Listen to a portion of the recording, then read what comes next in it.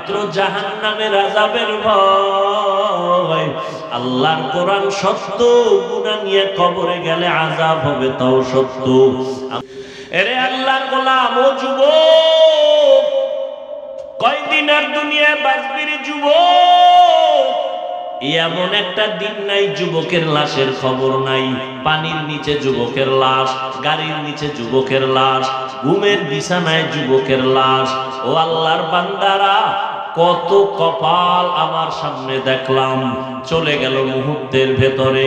কয়দিন আর বাহাদুরি করবা? একটু চিন্তা করো, কয়দিন আসো, কয়দিন দুনিয়ায় থাকবা, কি নিয়ে কবরে যাবা, আর কি দুনিয়াতে রেখে যাবা চিন্তা করো। আল্লাহর ভয় অন্তরে জমা করে নেও। ওরে আল্লাহর বান্দারা, আল্লাহর মোহাব্বত অন্তরে জমা করো। আল্লাহ পাক বলেন, আল্লাহর প্রিয় বান্দা যারা সাদিকিন তাদের বন্ধু হইয়া থাকো। কতক্ষণ থাকবা? অন্তরে তাকওয়া যতক্ষণ ঢুকবে না ততক্ষণ পর্যন্ত আল্লাহ ওয়ালাদের সোহবত অর্জন করো। কারণ দুনিয়ার রং তামাশা কিছুই না, বাড়ি গাড়ি কিছুই না, টাকা পয়সা কিছুই না। দুনিয়াতে আমার টাকা, আমার বাড়ি, আমার গাড়ি, আমার সন্তান, আমার জনগণ, আমার বল, যা কিছুই বলি, যেদিন আজরাইল আসবে সেদিন সব কিছু আমার আর থাকবে না। ও আল্লাহর বান্দা, তুমিও মুসলমান, আমিও মুসলমান। তোমার আল্লাহ আমার আল্লাহ এক নাকি দুই? ও যুবক, তোমার নবী আমার নবী এক, তোমার কাবা আমার কাবা এক, তোমার ধর্ম আমার ধর্ম এক, তোমার কালেমা আমার কালেমা এক, কাবা এক। অথচ তোমার আমার পোশাক হবে কেন ভিন্ন? তোমার আমার পোশাকটাও হতে হবে এক, মরণকালে কাফন হবে সংখ্যা এক, কালারও এক, কবরের সাইজও হবে এক, কবরে রাখার পর প্রশ্ন হবে তিনটা, তাও হবে এক। আমাকে যেই প্রশ্ন, ও যুবক তোমারও সেই প্রশ্ন, মুরব্বীকেও সেই প্রশ্ন, পীরকে যেই প্রশ্ন, মুরিদেরও সেই প্রশ্ন, ইমামের যেই প্রশ্ন। ও আল্লাহর বান্দা, যারা মুক্তাদি তাদেরকে সেই প্রশ্ন করা হবে। ও নবীর আশিকের দল, তিনটা প্রশ্ন দুনিয়ার সবাইকেই করা হবে। রবের পরিচয় দাও, ধর্মের পরিচয় দাও, রাহমাতুল লিল আলামিনের পরিচয় দাও।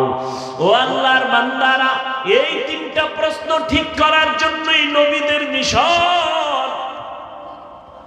ওলামায়ে কেরামের এই মিশন হলো তিন প্রশ্ন ঠিক করো। কবরে গিয়া যেন তুমি জবাব দিতে না পারো এমন অবস্থা না হয়। কারণ ওখানে যাওয়ার পর জবাব যারা দিতে পারবে আল্লাহ তাদের সাথে ভালো আচরণের অর্ডার দিবেন। নবী বলেন, আল্লাহ গায়বী আওয়াজ দিয়া বলবেন, যারা জবাব দিছে তাদের কবর জান্নাতের সাথে রাস্তা বানায় দাও, জান্নাতের বিছানা কবরে দিয়া দাও। এরে নবীর আশিক, এই অবস্থা বান্দা আমি মাওলানা হইয়াও সম্ভব না যদি আমার মাওলা কবুল না করেন। এরে নবীর উম্মতের দল, যতই বাহাদুরি করি না কেন, ওই একজন নবীর সাহাবী ইন্তেকালের সময় জবানে কালেমা জারি হয় না। কারণটা কি? খোঁজ খবর নিয়ে দেখলো মা তার উপরে বেজার।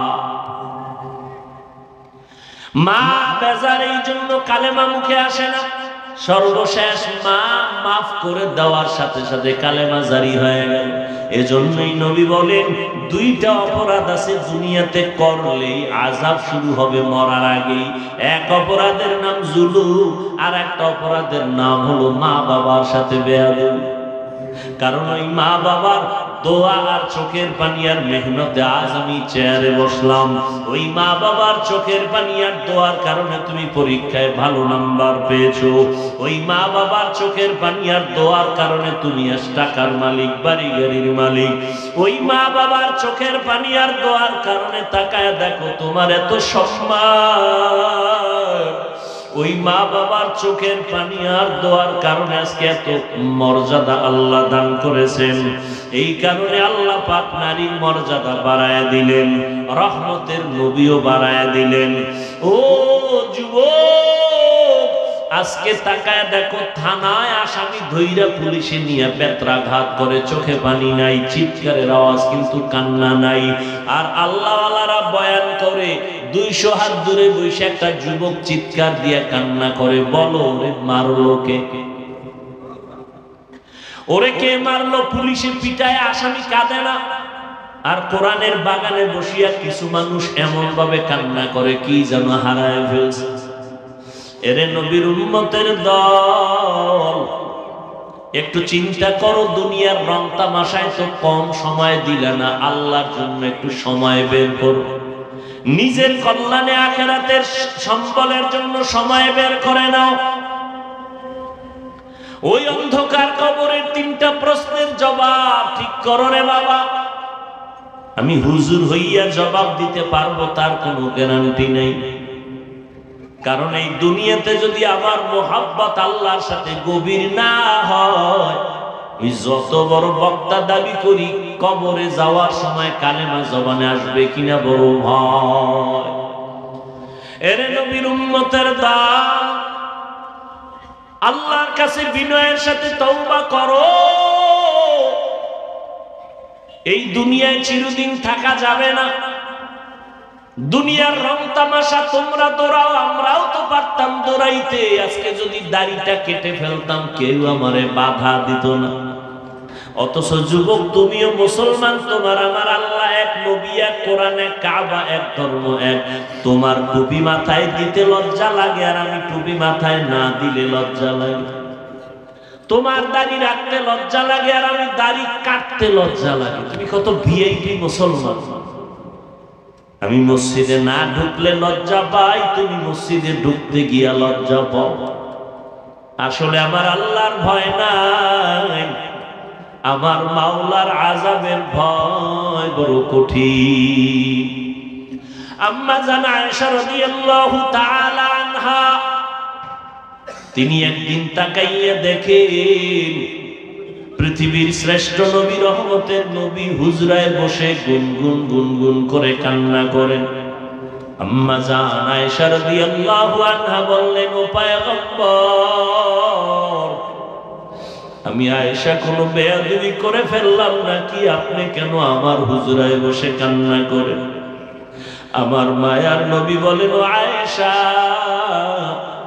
তুমি কি বেয়াদবি করবা যে আমি কান্না করব?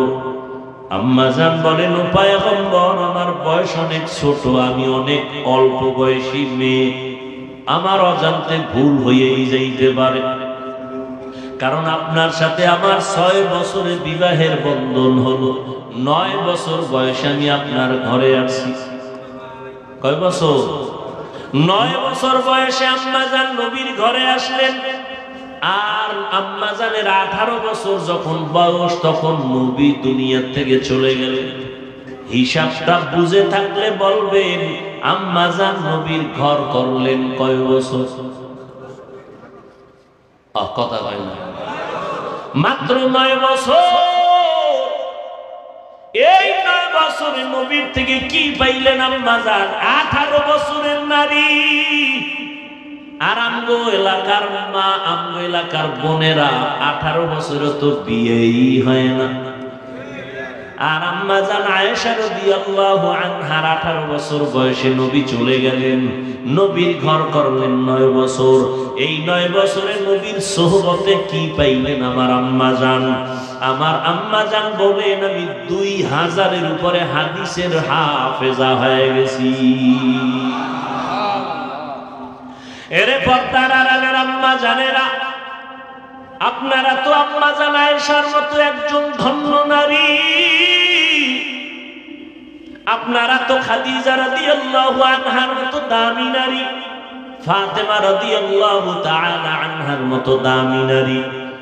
আপনারা তো ইসমাঈল নবীর মা হাজেরা আলাইহাস সালামের মতো দামি নারী, ঈসা নবীর মা মারিয়াম আলাইহাস সালামের মতো দামি নারী। আপনারা তো বেঈমান ফেরাউনের স্ত্রী, নাম কি?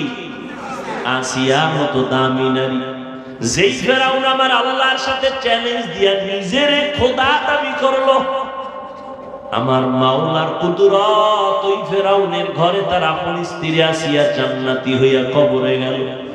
মদিনার নবী বলেন, ও উম্মতেরা, জান্নাতের মধ্যে আমি মুহাম্মদের সাথে আসিয়ার সাথে বিয়া হয়ে যাবে।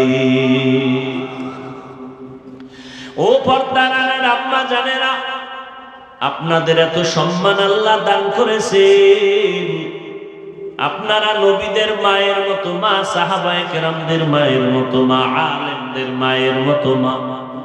এই দুনিয়ায় যত সন্তান আছে ভালো, সব আপনাদের অবদান। আখিরাতের লাইনে হোক, দুনিয়ার লাইনে হোক, মায়ের অবদানের কারণে।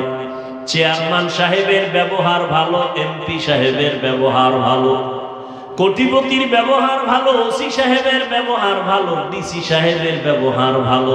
আল্লাহর কসম, এগুলো তাদের ব্যক্তিগত বাহাদুরি না, সব মায়ের অবদান। মায়ের অবদানের কারণে সন্তানের আচার আচরণ আদর্শ ভালো। এই জন্য বলি, ও যুবক, মা বাবার দোয়া নিয়ে সামনে আগাও। মা বাবা যখন দোয়া করে আরশে আজিমে যাইতে মাঝখানে কোনো পর্দা থাকে না। আর ওই মা বাবার দোয়া না থাকার কারণে আজকে তোমার মতো কত বান্দা নামাজ পড়ে, রাস্তায় গাড়ি চালায়, তুমি কেন পারো না? তোমার কপাল খারাপ। তোমার মতো যুবক নদীর মধ্যে মাছ ধরে, নামাজ ছাড়ে না, তুমি কেন পারো না রে বাবা? তোমার মতো যুবক তাকায় দেখো, 5 বেলার নামাজ পড়ে র্যাব, আর্মি, পুলিশ, বিডিআর এর চাকরি করে, তুমি কেন পারো না? ইসলাম তো তোমারে চাকরি করতে নিষেধ করে নাই, স্কুল কলেজে পড়তে নিষেধ করে নাই। ও আল্লাহর বান্দা, তুমি ডাক্তার হও, ইঞ্জিনিয়ার হও, প্রফেসর হও, তবে বেয়াদব হইও না। মা বাবার সাথে বেয়াদবি করো না। তোমার আচরণে যেন উলামায়ে কেরাম কষ্ট না পায়, মা বাবা কষ্ট না পায়, মুরব্বীরা কষ্ট না পায়। ওই মা বাবার দোয়া নিয়ে সামনে আগাও। ও পর্দার আড়ালের আম্মা জানেরা, আপনাদের মতো কত মা এখনো খুঁজলে পাওয়া যাবে। 5 বেলার নামাজ পড়ে, তাহাজ্জুদ পড়ে, সন্তানকে আদর্শ মানুষ বানানোর জন্য মেহনত করে, স্বামীর মাল খেয়ানত করে না, হেফাজত করে, 5 বেলার নামাজ পড়ে। ও আম্মা জানেরা, আপনারা কেন পারবেন না? আল্লাহর কাছে তওবা করে নেন, আল্লাহর আযাবকে মিথ্যা মনে করবেন না। আজকে আমিও প্যান্ট শার্ট টাই লাগায় যদি দাড়ি কাইটা রাস্তায় চলতাম, কেউ আমারে বাধা দিত না। এরপরও কত গালি, কত কষ্ট, তারপরেও তো আমরা দাড়ি ফালাই না। 12টা মাস মানুষের দাঁড়ে দাঁড়ে ঘুরিয়া পায়ে ধরে ধরে বয়ান করি, না খানা আছে, না ঘুম আছে, না অসুস্থতার কোনো চিকিৎসা আছে। এত কষ্টর পর কেন টুপি ফালাই না, নামাজ ছাড়ি না? একমাত্র জাহান্নামের আযাবের ভয়। আল্লাহর কোরআন সত্য, গুনাহ নিয়ে কবরে গেলে আযাব হবে তাও সত্য। আম্মা জান আয়েশা বলেন, ইয়া রাসূলুল্লাহ, আমার বেয়াদবি হইয়া যাইতে পারে, সেই ভয় আমি পাইতেছি, আপনি কাঁদেন মনে হয়। আল্লাহর নবী বলেন, আয়েশা না, তোমার বেয়াদবি না তো আপনি কাঁদেন কেন? মায়ার নবী বলেন, আয়েশা, হাসরের ময়দানে ভয়ঙ্কর হালাতের কথা আমার মনে পড়েছে, এই জন্য আমি চোখের পানি ছেড়ে কান্না করি রে আয়েশা। আম্মা জান আয়েশা বলেন, ইয়া রাসূলুল্লাহ, একটু বলবেন হাসরের ভয়ঙ্কর অবস্থাটা কেমন হবে? আমার মায়ার নবী কাঁদেন আর বলেন, ও আয়েশা, কিয়ামতের ময়দান হবে এই জমিন, মানুষগুলো সব উলঙ্গ দাঁড়াবে। একটা মানুষের শরীরে পোশাক থাকবে না, নারী পুরুষ সব উলঙ্গ দাঁড়াবে। আম্মা জান বলেন, ইয়া রাসূলুল্লাহ, নারী পুরুষ উলঙ্গ দাঁড়াবে আলাদা জায়গা নাকি এক বলে এক মাঠে দাঁড়াবে? একটু কি লজ্জা লাগবে না রে নবী? মায়ার নবী বলেন, ও আয়েশা,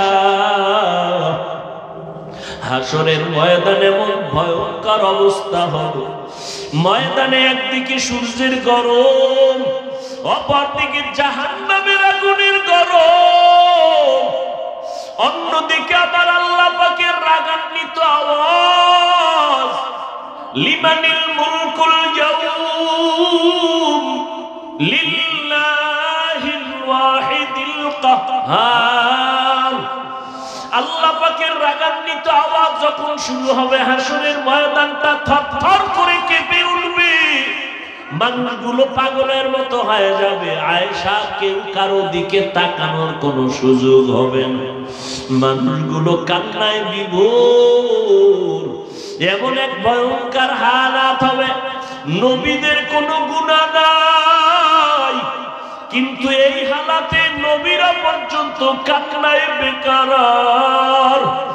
আদম নবী কাঁদবেন আর বলবেন, আল্লাহ আমারে বাঁচাও, জাহান্নামের গরম সহ্য করা যায় না, সূর্যের গরম, জমিনটা তামা হয়ে যাবে, সহ্য করা যাবে না। ঈসা নবী কাঁদবেন, আল্লাহ আমার উপায় কি হবে? মুসা নবী কাঁদবেন, আল্লাহ আমার উপায় কি হবে? উম্মতের কথা ভুলিয়া যাবেন তারা সবাই।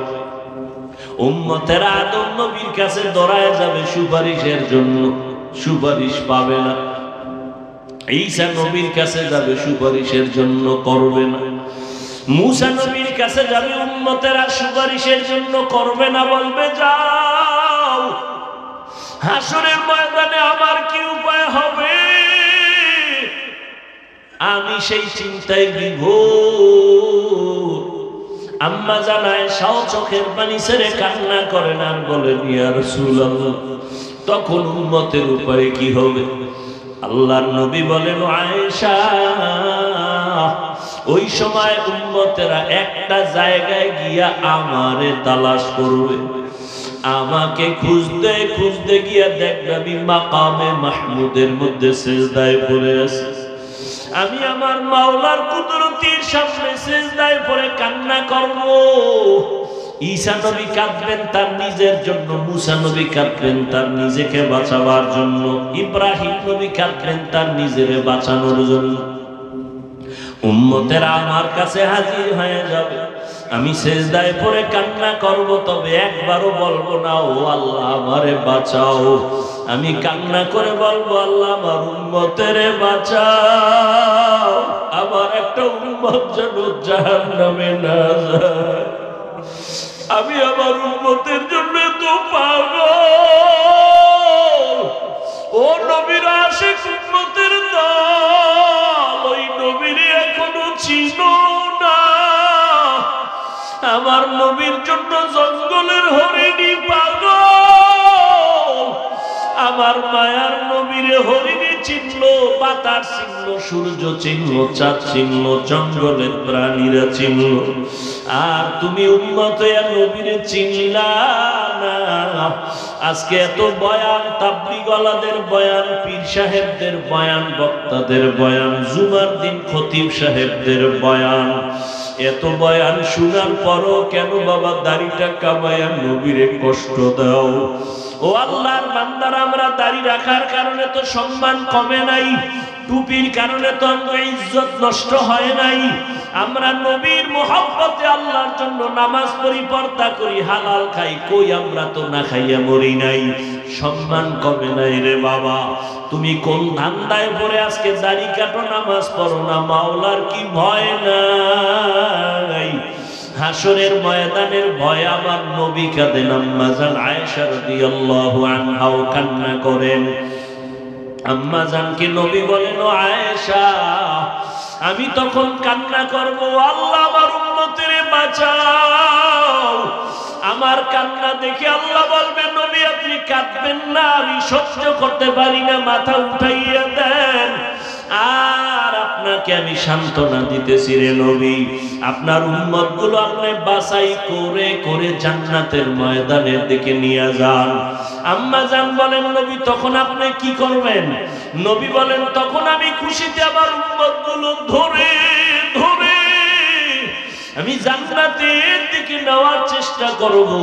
আম্মা জান বলেন, ও নবী, হাজার কোটি কোটি কোটি কোটি মানুষের মধ্যে আপনার উম্মত কেমনে চিনবেন?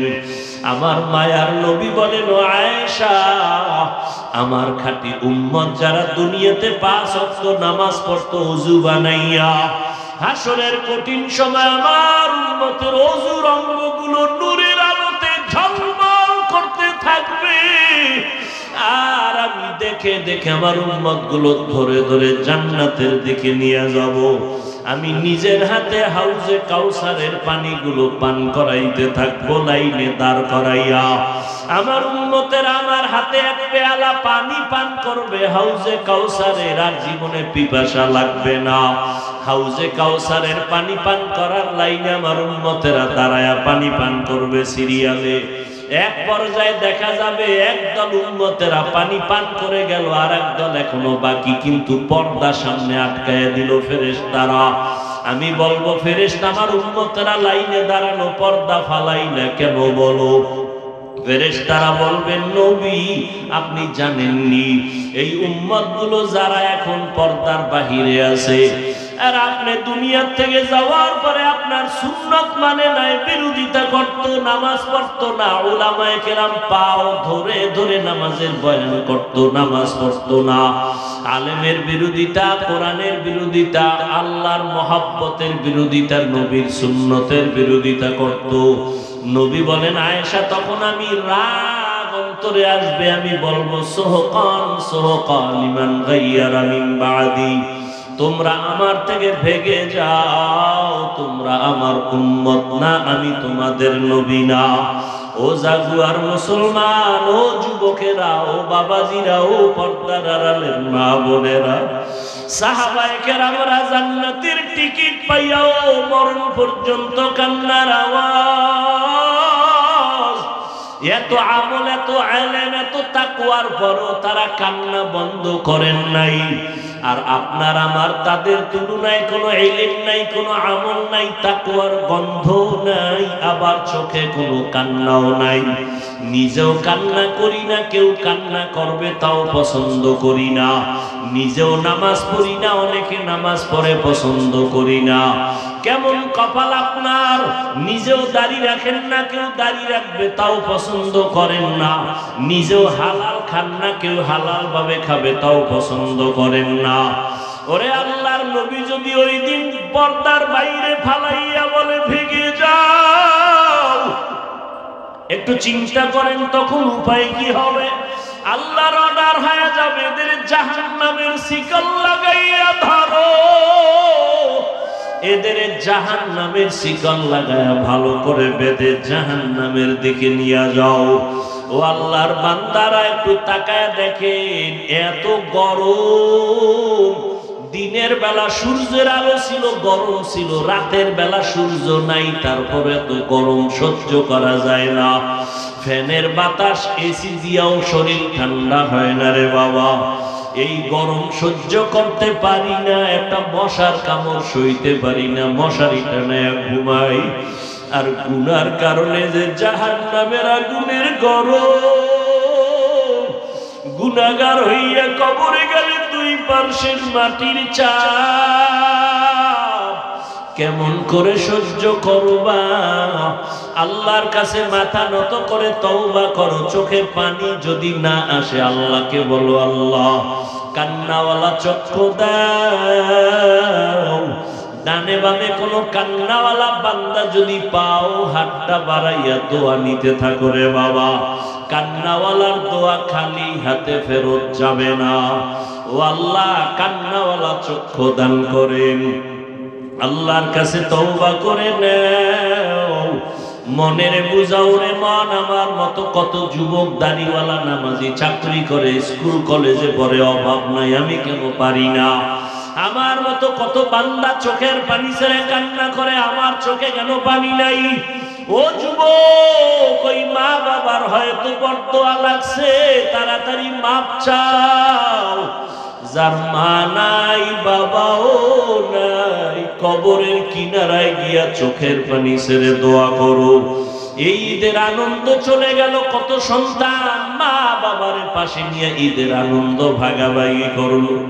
আর একদল বান্দা বড় ইতিম, এই ঈদের আনন্দে সবার মুখে হাসি, কিন্তু ইতিম বান্দার চোখে পানি, মুখে কোনো হাসি নাই। বাবা বলিয়া ডাকতে পারে না, মা বলি একবার ডাক দিতে পারে নাই। ওই মা বাবা হারা ইতিমেরা চোখের পানি ছেড়ে দোয়া করিও।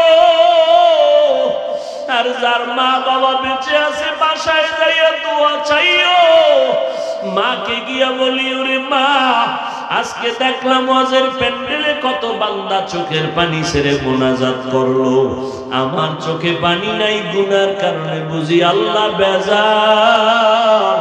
তুমি মা একটু মাথায় হাত দিয়া দোয়া করে দাও। তুমি যদি মা দোয়া করো, আমার মাওলা বুঝি কপাল খুলিয়া দিবে। ওই মা যখন দোয়া করবে, তোমার কপাল খুলিয়া যাবে রে বাবা। ও যুবক, ওই মা বাবার দোয়া ছাড়া সামনে আগাইতে পারবা না। বেয়াদবি করিও না, মা বাবার জন্য বেশি বেশি দোয়া করো, মা বাবার দোয়া নিয়ে চলার চেষ্টা করো, অন্তর থেকে তওবা করে নাও, মনে মনে আল্লাহকে ডাকো আর বলো, হে মালিক, আমার মতো গুনাহগার কেউ নাই, আজকে থেকে তওবা করে নিলাম, আর নামাজ ছাড়বো না, বেপরদায় চলবো না, মা বাবার আর কোনোদিন কষ্ট দিব না। ওলামায়ে কেরামের পরামর্শ নিয়ে নবীর তরিকা মানিয়া চলবো। তওবা করার মতো যদি নিয়ত হয়, মুনাফিকি না থাকে, দুটো হাত আমার আল্লাহকে দেখাইয়া দাও। আয় আল্লাহ, আমাদের হাতগুলো কবুল করে নেন, তওবা কবুল করে নেন, তওবার উপরে মজবুত হইয়া চলার তৌফিক দান করেন, আমিন। আলহামদুলিল্লাহি রাব্বিল আলামিন, والصلاة والسلام على سيد الأنبياء والمرسلين وعلى آله وأصحابه أجمعين يا أرحم الراحمين يا أرحم الراحمين يا أرحم الراحمين رب ارحمهما كما ربياني صغيرا اللهم إنك عفو كريم تحب العفو فاعف عنا اللهم إنا نسألك رضاك والجنة ونعوذ بك من سخطك والنار اللهم إنا نعوذ بك من البرص والجنون والجذام وسيء الأسقام দয়ার মালিক, গুনাহের বোঝা নিয়ে আপনার দরওয়াজায় হাজির। 2 দিনের মাহফিলের আর শেষ দোয়ায় আমরা আপনার দরজায় হাজির হয়েছি। আয় আল্লাহ, আমরা সবাই গুনাহগার, জাহান্নামের আসামি। দুনিয়াতে যেদিন আসছিলাম কত পবিত্র